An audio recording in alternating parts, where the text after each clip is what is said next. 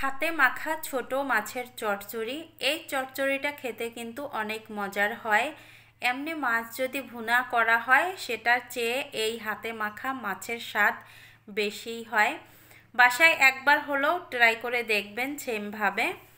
প্রথমে আমি এই যে পুঁটি মাছ নিয়েছি, মাছগুলো কেটে ধুয়ে পরিষ্কার করে নিয়েছি। আর এগুলো হচ্ছে নদীর পুঁটি মাছ। এখানে আমি দিয়েছি রসুন বাটা, শুকনো মরিচ বাটা, জিরা বাটা, ধনিয়া বাটা, সব মশলাগুলো আমি পাটায় বেটে নিয়েছি। পাটায় বাটা মশলায় এত সুন্দর একটা ঘ্রাণ আসে আর খেতেও অনেক মজার হয়। তারপরে স্বাদ মতো দিয়েছি লবণ, হলুদের গুঁড়া। এগুলো দিয়ে ভালোভাবে এবার আমি একটু মাখিয়ে নিব। ভালোভাবে মাখিয়ে নিয়েছি। এখন হচ্ছে এখানে দিয়ে দিব পেঁয়াজ কুচি। এখানে আমি প্রায় 1 কাপের মতো পেঁয়াজ কুচি দিয়েছি। পেঁয়াজের পরিমাণটা বেশি দিলে খেতেও অনেক মজার হয়। পেঁয়াজগুলো এবার আমি হাত দিয়ে একটু ভেঙে দিচ্ছি। ভেঙে দিয়ে এখন আমি ভালোভাবে মাখিয়ে নিয়েছি। এবার দিয়ে দিব 1 টুকরো লেবুর রস। এখানে চাইলে আপনারা লেবুর পাতা দিতে পারেন, তাতেও সুন্দর একটা ফ্লেভার আসে, খেতেও অনেক মজার হয়। আমার কাছে পাতা নেই, আমি লেবুর রস দিয়েছি। লেবুর রসটা দিয়ে তারপরে আবারও একটু মিশিয়ে নিয়েছি। এখন হচ্ছে দিয়ে দিব সরিষার তেল। সরিষার তেল দিয়ে মাছগুলো আমি মাখিয়ে নিচ্ছি।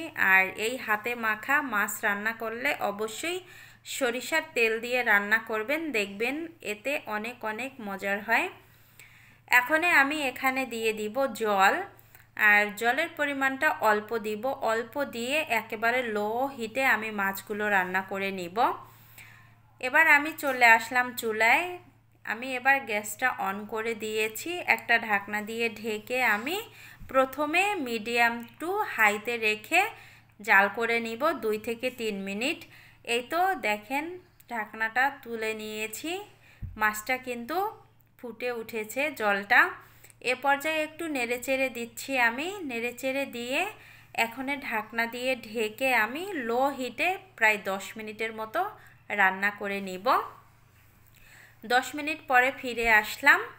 এখন মাছগুলো আমার রান্না হয়ে গেছে। এবার হচ্ছে হাতল ধরে একটু নেড়েচেড়ে দিচ্ছি। মাছগুলো যেহেতু হয়ে গেছে ভেঙে যাওয়ার সম্ভাবনা থাকবে। উপর দিয়ে একটু ধনিয়া পাতা কুচি দিয়ে দিচ্ছি। ধনিয়া পাতা কুচি দিয়ে এবার হচ্ছে ঢাকনা দিয়ে ঢেকে আমি অল্প কিছুক্ষণ জাল করে নিব। এই তো ঢাকনা দিয়ে আমি অল্প কিছুক্ষণ জাল করে নিয়েছি। মাছটা আমার রান্না হয়ে গেছে।